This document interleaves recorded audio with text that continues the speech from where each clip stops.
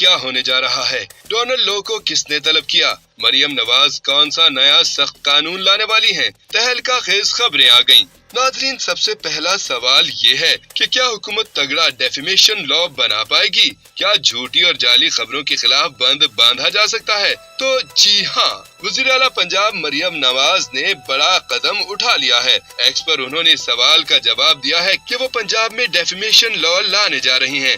اب دوسرا سوال کہ یہ لا جائز ہوگا یا پھر ناجائز، تو یہ تو وقت ہی بتائے گا۔ صحافی منصور علی خان کے مطابق مریم نواز آنے والے وقتوں میں سوشل میڈیا ٹیم کو بھی تگڑا کرنے لگی ہیں اور یہ خبر بالکل کنفرم ہے۔ صحافی نے دوسری خبر یہ دی کہ امریکی ایوان نمائندگان کی امور خارجہ کی کمیٹی کی ذیلی کمیٹی کا اجلاس 20 مارچ کو طلب کیا گیا ہے۔ اس کا عنوان الیکشن کے بعد کا پاکستان، جمہوریت کے مستقبل کو جانچنا اور پاکستان اور امریکہ کے تعلقات ہیں۔ اس اجلاس کی سب سے اہم بات یہ ہے کہ assistant secretary of the state Donald Lu کو بھی بلایا گیا ہے۔ یہ وہی ڈونلڈ لو ہیں جن پر عمران خان اپنی حکومت کو گرانے کا الزام عائد کرتے ہیں۔ دیکھنا یہ ہوگا کہ کمیٹی کے سامنے ڈونلڈ لو کیا جواب دیتے ہیں۔ کمیٹی کا یہ اجلاس لائیو سٹریمنگ پر بھی دکھایا جا سکتا ہے۔